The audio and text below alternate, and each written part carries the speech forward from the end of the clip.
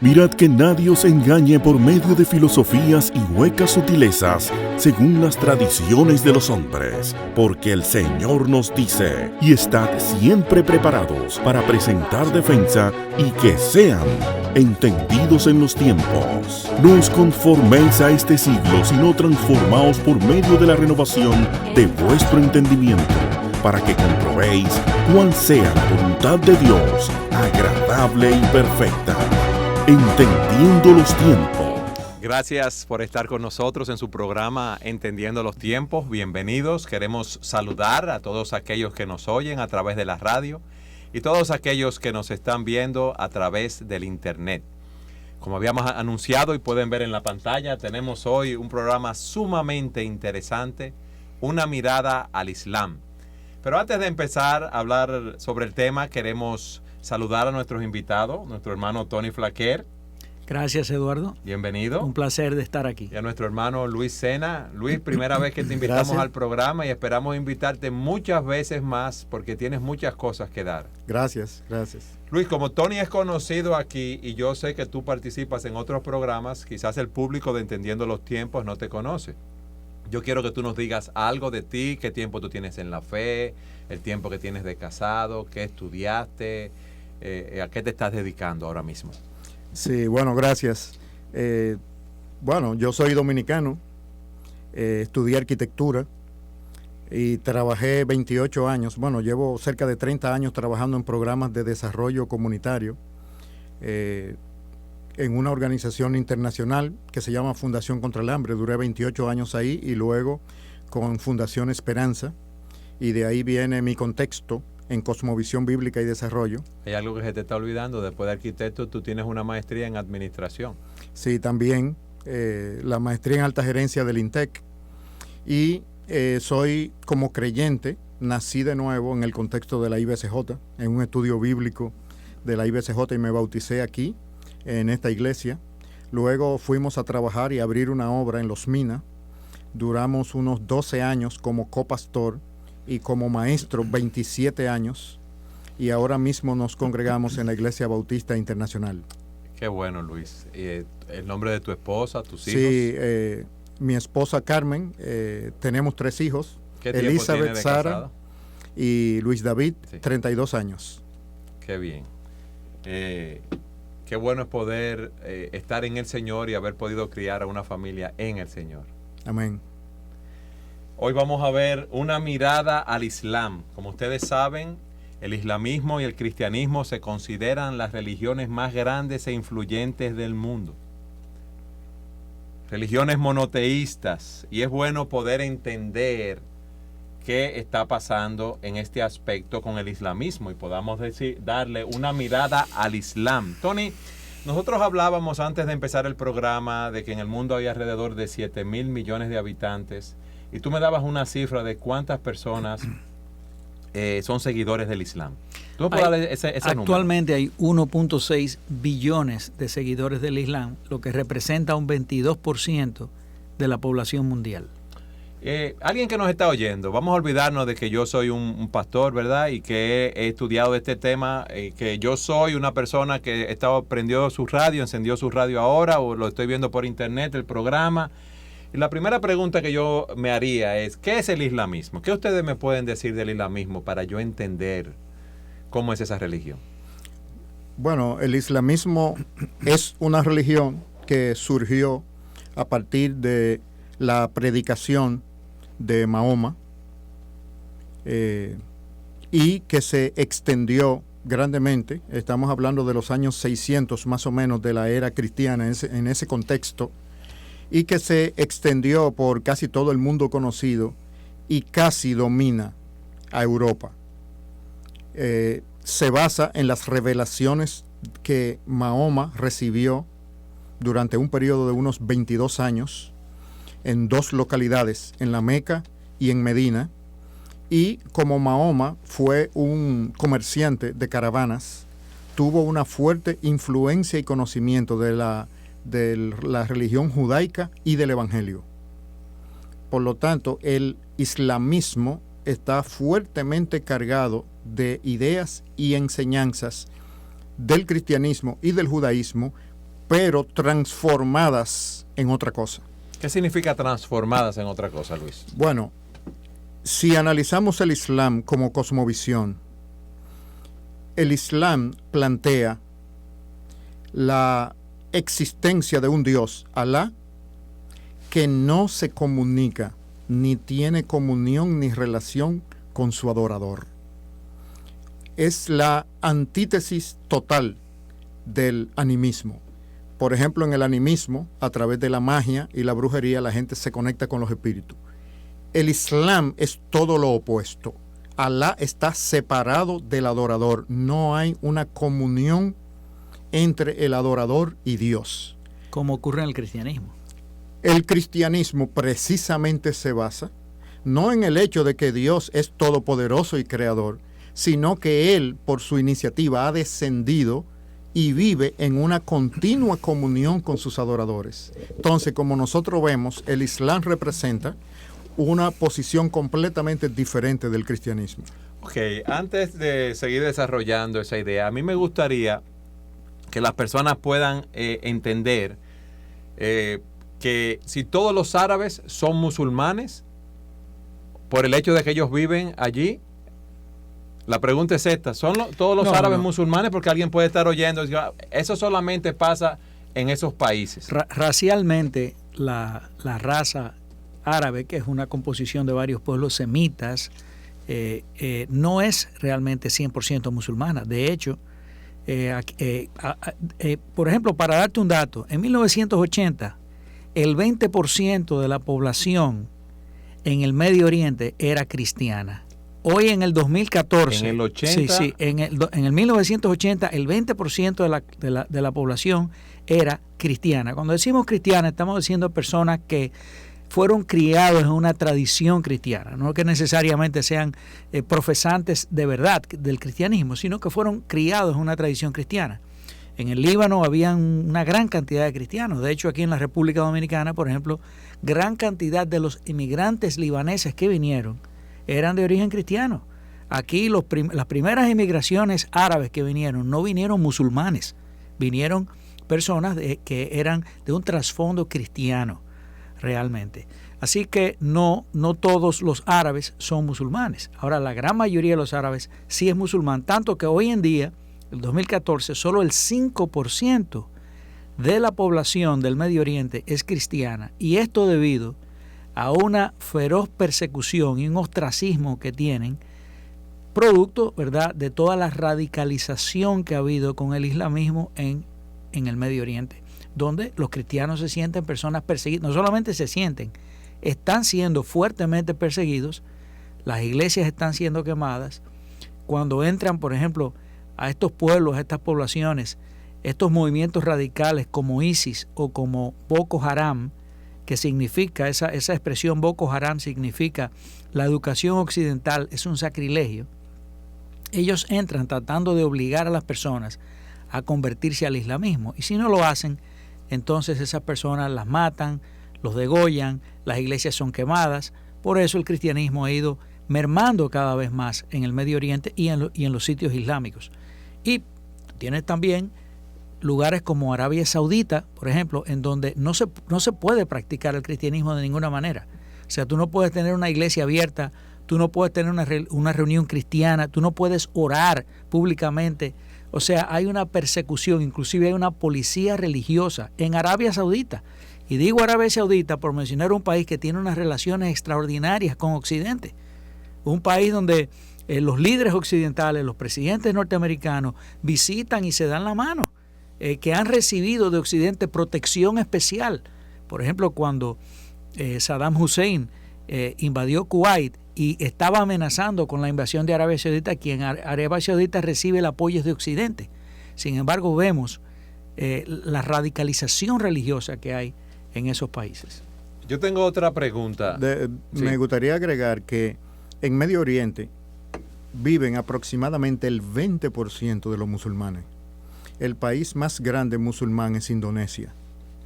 Es decir, que eso nos da una perspectiva de que el Islam está ampliamente extendido en gran parte de Asia, no solamente en Medio Oriente. Pakistán también. Pakistán, en la India hay una gran cantidad de musulmanes. Y como tú decías, allí en Indonesia hay cerca, si no recuerdo mal, de 200 millones, 200 millones. De musulmanes solamente en ese país. Sí, así es. Alguien se puede estar preguntando, pero ¿todos los musulmanes son así de radicales? A la luz de lo que tú has dicho, Tony, ¿son grupos específicos? ¿Qué está pasando en medio de ellos?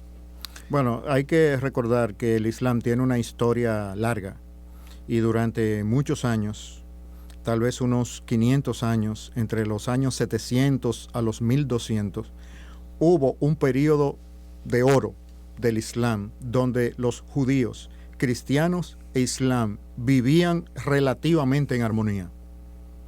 Entonces, eso poco a poco se perdió y surgieron corrientes dentro del Islam que ya no respetan la paz y la libertad que ciertos grupos formulaban históricamente. Entonces, y ha surgido un Islam radicalizado. Tú has dicho algo, que ellos convivían y poco a poco se perdió esa paz. ¿Qué pasó, Luis, antes de seguir?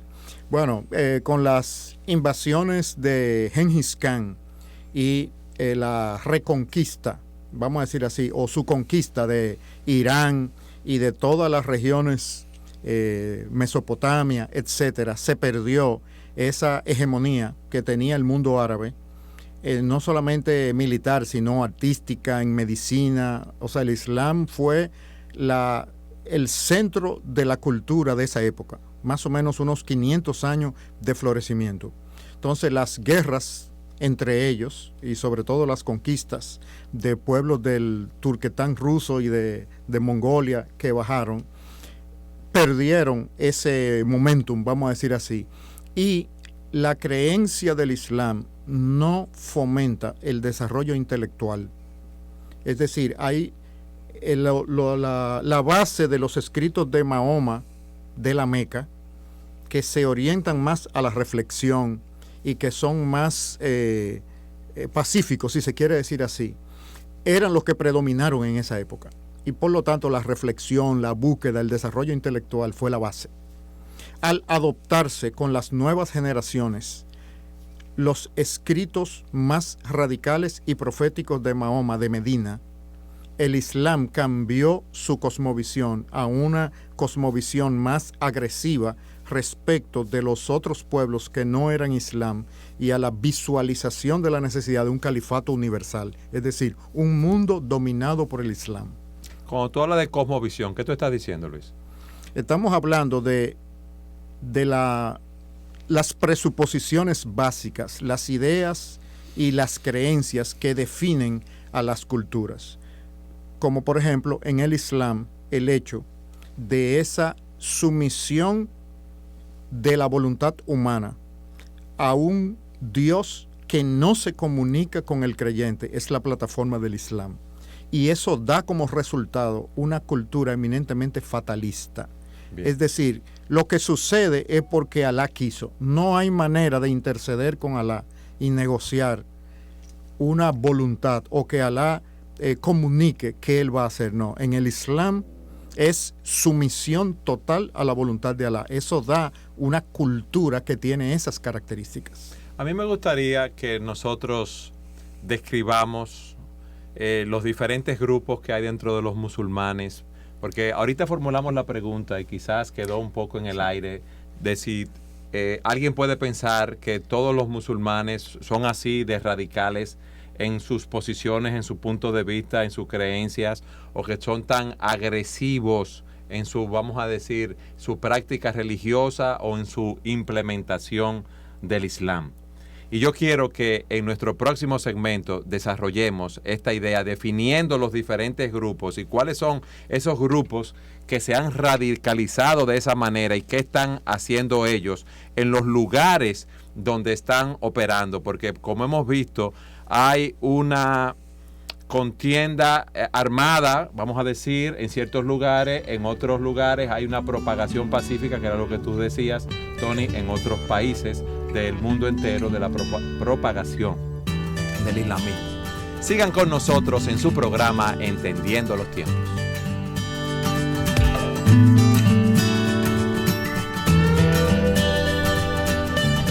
En el segmento pasado veíamos o decíamos que alguien que nos escucha puede estar pensando que cuando una persona dice que es un musulmán, alguien puede pensar que es un terrorista a la luz de lo que está ocurriendo en Medio Oriente y ha ocurrido en ataques terroristas en otros lugares. Pero es bueno explicar los diferentes grupos que hay y cómo algunos grupos se han radicalizado y qué es lo que ellos están buscando con eso, Luis. Sí, bueno, como yo te decía, yo creo que Tony tiene una mayor descripción sobre los tres grupos principales, los chiitas, los sunitas y los grupos más minoritarios, espirituales y pietistas dentro del Islam. Bueno, los grupos básicos más importantes realmente son los sunitas y los chiitas. Sí. Yo tengo unas notas del grupo suní, de los sunitas, que más del 75% de la cifra mundial de musulmanes pertenecen a este grupo. Y oigan qué interesante este dato. Su prioridad es vivir en conformidad con las palabras y acciones de Mahoma como estilo de vida. Y esta rama de los suníes surgió después de la muerte de Mahoma, cuando sus seguidores se dividieron en dos grupos y la mayoría de ellos se hicieron suníes. Sí. Pero las diferencias teológicas no son muy importantes en ellos. Las diferencias fundamentales entre el sunismo y el chiismo, por cierto, el sunismo es, para que algunos puedan contextualizar mejor esto, lo que se está practicando mayoritariamente en Arabia Saudita y en la mayoría de los países del Islam, a excepción, por ejemplo, de Irán, Irak, donde, sobre todo en Irán, la mayoría de esa población es chiita. Y en Irak, la mayoría es sunita. Pero los chiitas tenían el control político porque Saddam Hussein era un chiita. Sí. Y el sucesor de Saddam Hussein, que dejaron las tropas de ocupación, Maleki, era un chiita también. Ahora hay un cambio de gobierno donde los sunitas dentro de Irak vuelven otra vez al poder. Ahora, la razón de esa división fundamentalmente es quiénes son los descendientes, vamos a decir, los herederos religiosos de Mahoma realmente. Por ejemplo, los sunitas piensan que los descendientes de los grandes califas, de Abu Bakr y los otros califas, eran los descendientes de Mahoma. Sin embargo, los chiitas piensan que era una línea, digamos, de sangre, una línea familiar, empezando por un tío que tenía Mahoma que se llama Ali. Ahora, esos son asuntos que más bien conciernen a esas divisiones dentro de y como decía Luis, también hay movimientos pietistas, como lo que tú estabas hablándome. Sí, los sufis. Los sufis, movimientos pietistas que son movimientos ya, digamos, más místicos. Místicos, esa es la palabra. Es descrita como una secta mística del islamismo que pone énfasis, óigame bien, ¿en qué? En una relación más directa y personal con Alá. Sí. Que ellos quieren tener una relación más experimental que cumplir con reglamentaciones externas. Ahora, yendo a tu pregunta, Eduardo, que tú decías, ¿son todos los musulmanes radicales así? Como dicen. Yo no creo que todos los musulmanes sean radicales. Yo no creo que todos los musulmanes estén buscando la guerra. Yo creo que de hecho hay muchos musulmanes que han mostrado a través de escritos, a través de presentaciones públicas, que son personas moderadas, que quieren paz. Sin embargo, estos movimientos radicales, ¿de dónde surgen? Los movimientos radicales que hay ahora mismo, los últimos movimientos radicales, son, vamos a decir, un renacimiento de ese movimiento radical que surge, ¿verdad?, con Mahoma, y a la muerte de Mahoma con sus califas, que prácticamente dominan todo el mundo conocido y en donde se han quedado permanentemente, excepto España y Sicilia, porque todo el mundo musulmán conquistado nunca lo sacaron de ahí. Se quedaron en todo excepto en España y en Sicilia. Esa idea de un califato universal es una idea que surge del Corán, que surge de su teología. Y evidentemente, por la historia y el desarrollo de la historia que ha sucedido, ellos perdieron eso porque fueron poco a poco siendo confinados, siendo restringidos por el avance del cristianismo y por la fuerza del cristianismo en Occidente, que prácticamente se convirtieron en las potencias dominantes del mundo. Y el cristianismo se convirtió, por así decirlo, en el amo del mundo, económico, cultural, científico y aún militarmente. Tanto que aún gran parte del Medio Oriente era territorio de Occidente cuando, después de la Primera Guerra Mundial, Inglaterra conquista todo lo que era el Imperio Otomano, imperio que nace en 1432 con la conquista de Constantinopla, y ellos conquistan ese imperio y se quedan ahí. Ahí viene una especie de resquemor con Occidente. Occidente estaba allí fundamentalmente haciendo presencia en el Medio Oriente por un motivo económico, y era el petróleo. Esa fue la razón fundamental por la cual Occidente está ahí. Y las relaciones de ellos han sido en torno a eso, precisamente del petróleo. Ellos no tenían la fuerza para hacer un levantamiento, sino que llegado un momento y llegado una coyuntura, movimientos como Al-Qaeda, del famoso Osama Bin Laden, que dicho sea de paso, Osama Bin Laden era en cierto momento de la historia fue un peón de la CIA, infiltrado en Afganistán para ellos luchar para sacar a los rusos de Afganistán. Después él se radicalizó en contra de Occidente. Y después de esa situación, entonces ellos han vuelto otra vez a renovar ese sentimiento del califato universal, pero la razón es por qué. Y yo creo, y esta es mi opinión, ¿verdad? Voy a dar una opinión personal, que fundamentalmente estriba en dos situaciones: en la extrema pobreza que hay en esos países. A pesar de la gran riqueza petrolera que aparece en muchos de esos países, hay una pobreza extrema en la mayoría de las personas. Y son personas fácilmente cautivas de ideas redentoras, ¿verdad? Como sucedió en América Latina con los movimientos guerrilleros también. Y estas personas le están prometiendo una restauración del poder, de la gloria y de los beneficios económicos que tenían ellos cuando dominaban el mundo. Y su ambición es, en cierta medida, tener la prosperidad que Occidente tiene. Eso sumado al hecho de que Occidente ha sido declarado su enemigo. ¿Por qué? Porque Occidente es que en cierta medida ha dominado imperial y económicamente en esos países. Y fue quien detuvo su expansión por el mundo. Exactamente. El mundo europeo detuvo en un momento determinado la expansión musulmana y se desarrolló tecnológicamente y económicamente mucho más. De hecho, después de África, el mundo islámico es la región más pobre del mundo. Ok. Ahora, Tony, tú has explicado las razones que tú entiendes que promueven que algunos grupos dentro de ellos se hayan radicalizado de esa manera. Nos has dicho que la situación de pobreza, de injusticia en la cual se vive allí y las creencias de ellos también es vamos a decir, es un caldo de cultivo para desarrollar esos movimientos extremos. La teología del Corán, la teología islámica, le da a ellos una plataforma perfecta para este tipo de cosas. Yo iba para esa pregunta. Tienen que tener una base de sustentación. Nosotros no podemos ocultar el hecho de que el Corán realmente declara un califato universal. Tony, ¿qué es un califato para los que un califato es, ¿verdad?, un gobierno islamita en el mundo entero.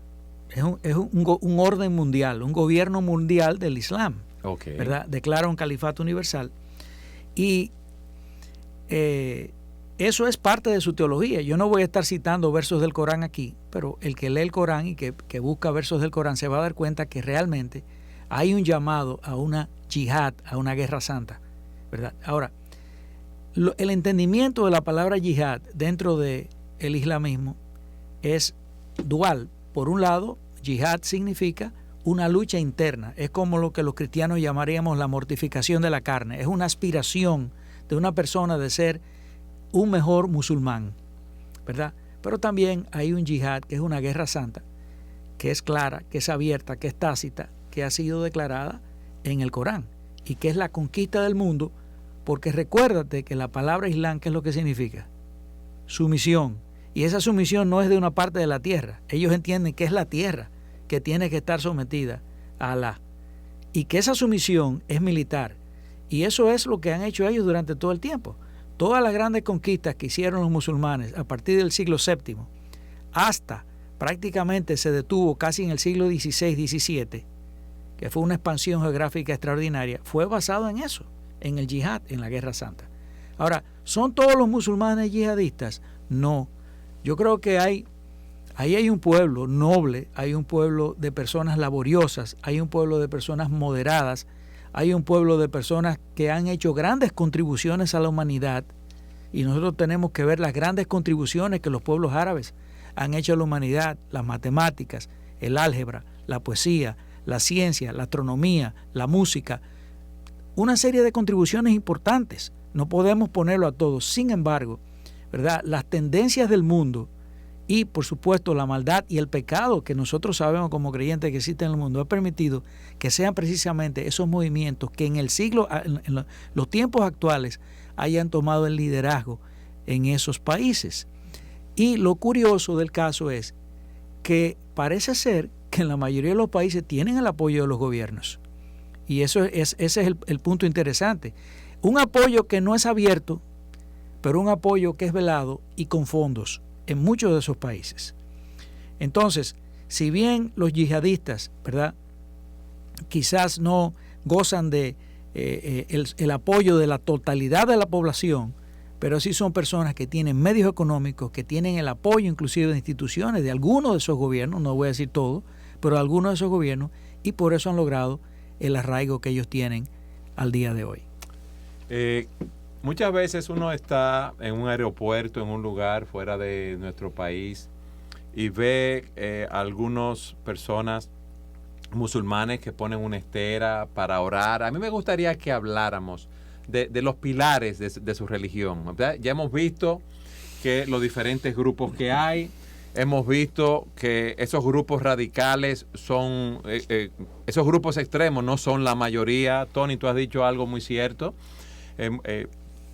Ellos son personas que han aportado mucho a la sociedad, a la cultura, al desarrollo. Son personas en los países donde están también que están trabajando para el desarrollo, ¿verdad?, de esos países, independientemente de sus creencias. Pero hay algo interesante para nosotros cuando los vemos que oran 5 veces al día. ¿En qué se basa esa religión, Luis? ¿Cuáles son esos pilares de sus prácticas religiosas? Si podemos formular la pregunta de esa manera. Sí, la práctica religiosa del Islam se basa en 5 pilares fundamentales. El testimonio de la fe, eso es el hecho de, vamos a decir, una evangelización continua y un proselitismo. O sea, que compartan su fe, ¿eso significa el testimonio de la fe? Sí, porque la meta es un mundo islámico.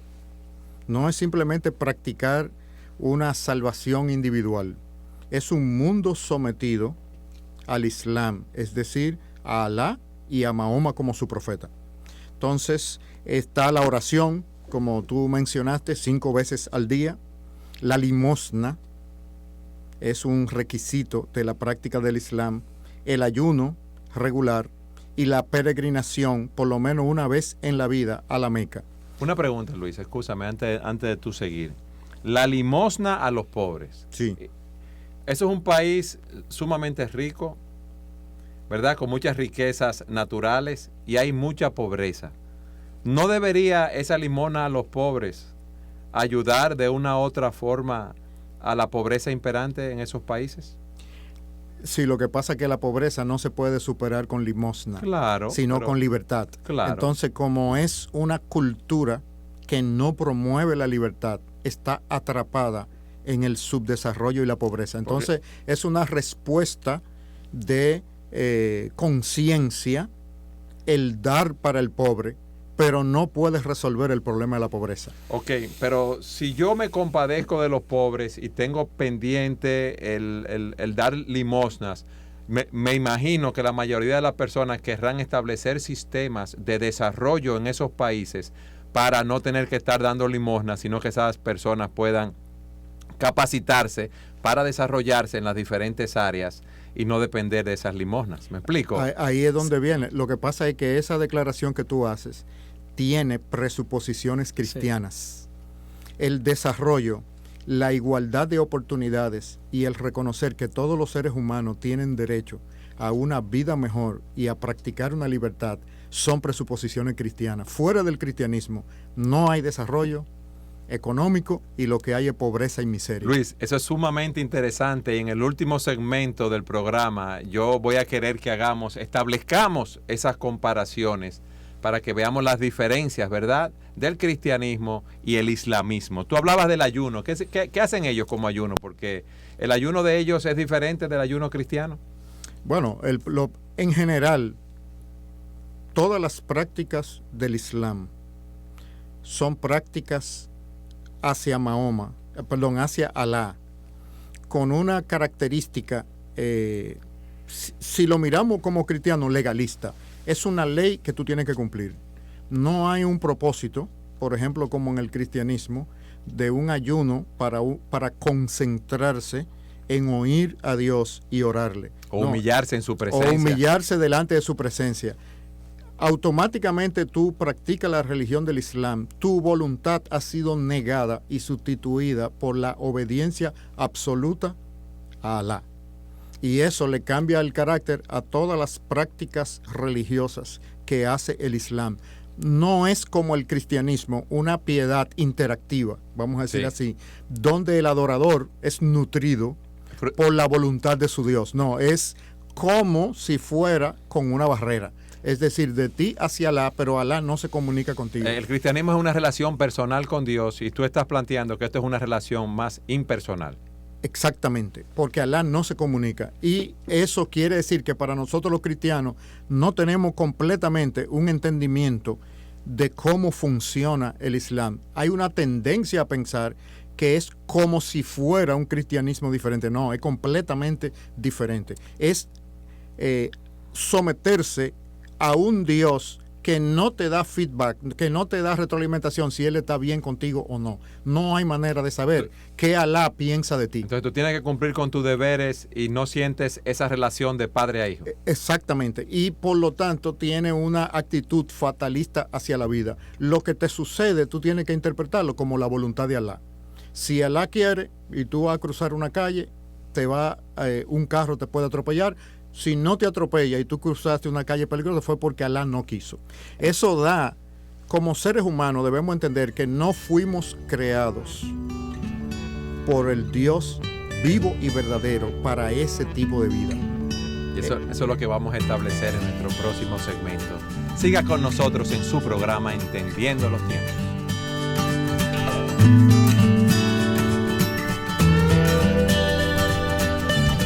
Luis, en el segmento pasado tú nos hablabas de los pilares de su fe, ¿verdad? Cómo ellos testifican, oran, ayunan. Y es interesante la pregunta que hizo Carlos en el intermedio, que él decía, entonces, ¿para qué orar si mi Dios es un Dios, vamos a decir, impersonal en ese sentido? Que lo que va a pasar, va a pasar. Si yo no tengo una relación de padre a hijo tan estrecha con ese Dios. Sí, por ejemplo, en el caso de los ayunos, son tiempos de purificación y de rededicación a Alá. ¿Qué significa rededicación a Alá? Eso significa el confirmar internamente tu sumisión total a la voluntad de Alá expresa en los escritos de Mahoma, porque ese es el centro del Islam. Entonces, por ejemplo, en la peregrinación se supone que si tú haces una peregrinación a la Meca, ¿eso se hace todos los años? Por lo menos una vez en la vida. En la vida. Esa es la meta. Y si alguien no puede ir porque es una persona que no tiene los recursos, las condiciones para hacerlo. Ha practicado un nivel de santificación islámica inferior, porque en una peregrinación a la Meca, cuando tú terminas, dice que tú quedas tan puro, tan inocente como un niño recién nacido. O sea, se le asigna un efecto santificador a la exposición, al peregrinaje a la ciudad de la Meca por haber sido la ciudad principal que se reconoce donde Mahoma ministró, nació y ejerció la primera parte de su ministerio. Entonces, déjame dar una nota aquí que leía. Si la salud o la finanza se lo prohíben, se le concede la posibilidad de nombrar a un apoderado, una persona que hace la peregrinación en lugar de otra. Sí. ¿Cómo esa persona entonces, que es mi apoderado, recibe la bendición que me toca a mí? Bueno, se supone que si un apoderado hay algún modo de transferirla de nuevo a la persona que lo apoderó. El hecho es que se le asigna un efecto purificador a esa peregrinación.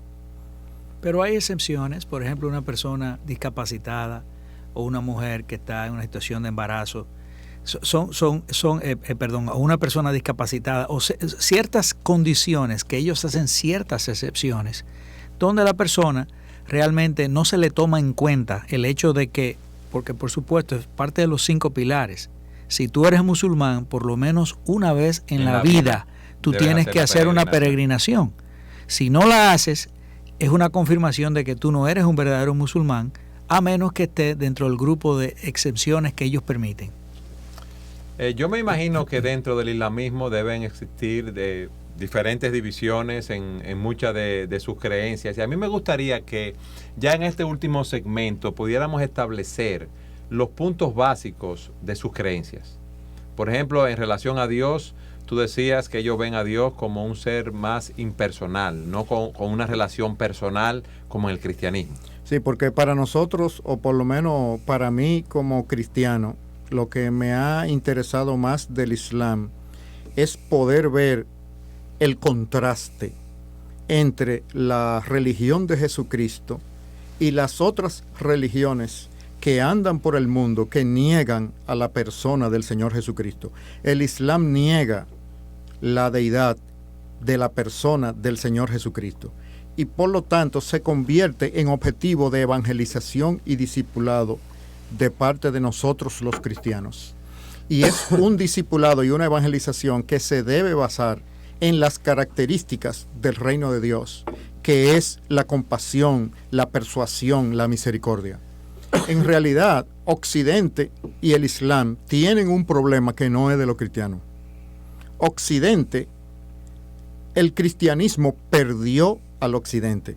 La tercera religión más grande del mundo es el ateísmo de Occidente. El cristianismo primero, el Islam segundo y el ateísmo. El cristianismo se encuentra entre 2 grandes enemigos, el Islam y el ateísmo de Occidente. Entonces, como cristianos, nosotros podemos mirar el panorama de los tiempos y ver que se está acercando un colapso, una gran hecatombe entre los dos, pero como cristianos, nosotros estamos llamados a discipularlos a ambos. Nuestro llamado no es a tomar parte con un Occidente apóstata e inmoral que le está dando a ellos insumos para acusar a los seguidores de Jesucristo de algo que los seguidores de Jesucristo no somos los responsables, porque perdimos a Occidente en gran medida. Perdimos a Europa y estamos perdiendo a Norteamérica. ¿Qué debemos hacer los cristianos para trabajar, recuperar ese terreno perdido? A la luz de lo que tú has dicho. Las misiones. El mandato. ¿Qué es una misión, Luis? Una misión significa llevar el mensaje del Evangelio por las naciones. ¿Cuál es el mensaje del Evangelio? El mensaje del Evangelio significa la buena noticia de que hay una realidad transformadora presente en el mundo, que a partir de la encarnación de Jesucristo el mundo es diferente, que Jesucristo está disponible para perdonar y salvar personas de todo pueblo, raza, lengua y nación. Y ese poder transformador está disponible para todo aquel que cree.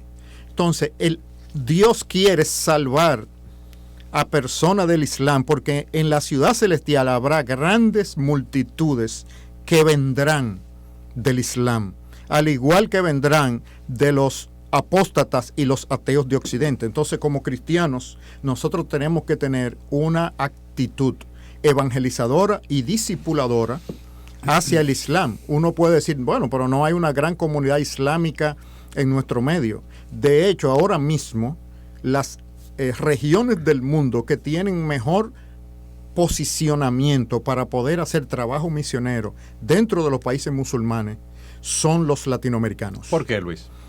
Bueno, primero, las condiciones de vida de Latinoamérica en relación a la del Islam son muy similares.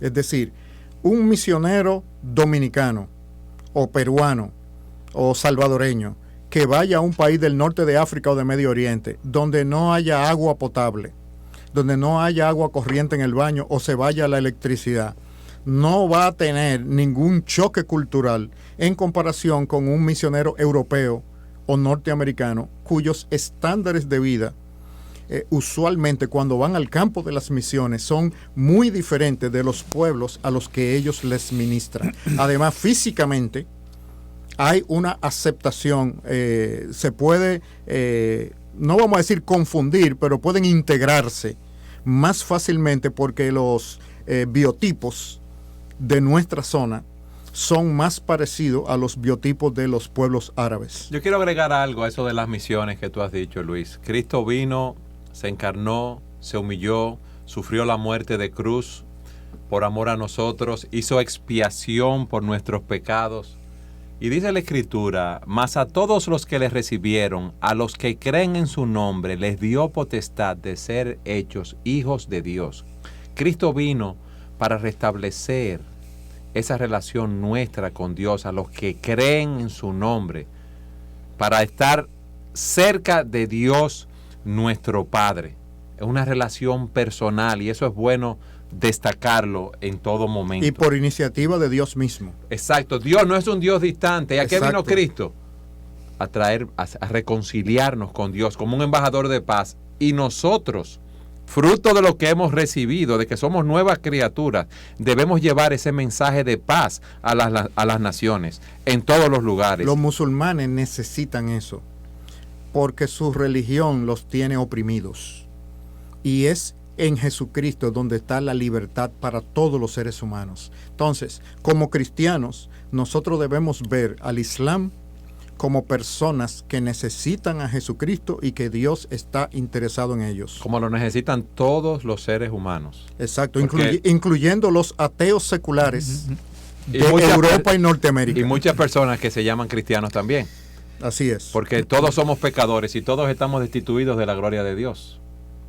Mas, ¿qué dice Juan 3:16? De tal manera amó Dios al mundo que ha dado a su Hijo unigénito para que todo aquel que en Él cree no se pierda, mas tenga vida eterna.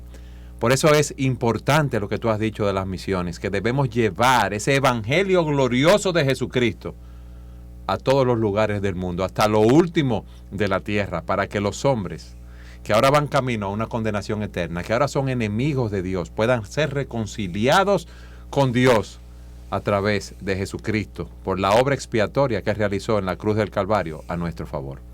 Sí, y entendiendo los tiempos, lo que nosotros estamos mirando un panorama es que el Islam radicalizado está atacando a un occidente que no tiene un capital metafísico para hacerle frente. ¿Qué significa eso, Luis? Eso significa que Europa y Norteamérica están tan secularizados y son tan materialistas que no pueden entender la motivación de fe del pueblo islámico. ¿Qué significa estar secularizados y ser materialistas, Luis? Significa tener una visión de la vida centrada en el placer, centrada en el dinero y centrada en el poder. Placer, poder. Y el dinero. Y el poder incluye poder militar y fuerza. Entonces, esos son los dioses del occidente no cristiano. Entonces, lo que nosotros estamos mirando es un choque entre el Islam y ese occidente.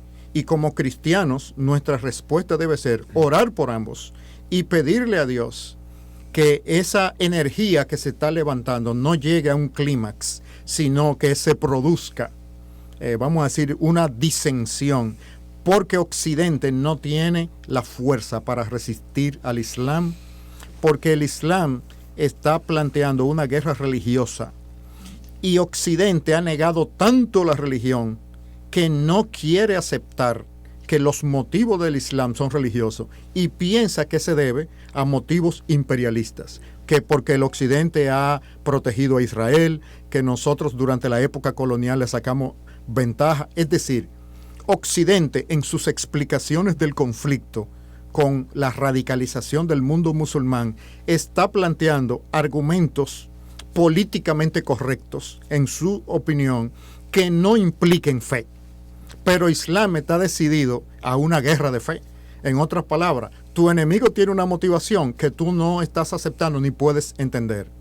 Entonces, de ahí que el Occidente no tiene la fuerza para resistir el impulso, porque necesitaría volver al cristianismo para entender lo que es una convicción de fe. Por eso debemos llevar ese mensaje a todo lugar. Tony, exactamente. Nosotros hablábamos también en el tiempo del receso, en la pausa, de esa invasión cultural.